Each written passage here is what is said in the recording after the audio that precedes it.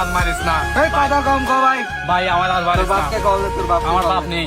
ওই তুই আমার মারতাস? এই বেড়া তোর মা দিতে হই না বেড়া, তোর ভাইকে কল দে।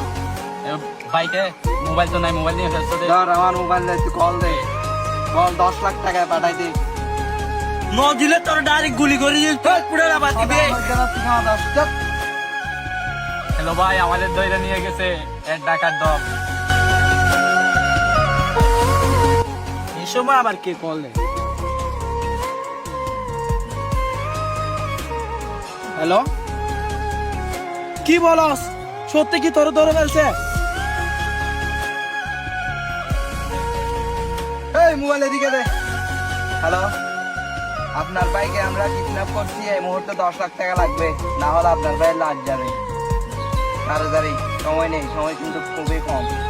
এই মুহূর্তে 10 লাখ টাকা কই পাবো? আমি তো দিনে এনে দিনে খাই, দয়া করে ওকে একটু ছেড়ে দেওয়া যায় না?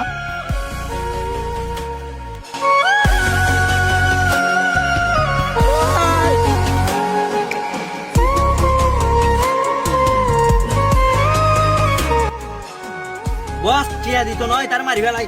মার। চলো জায়গা।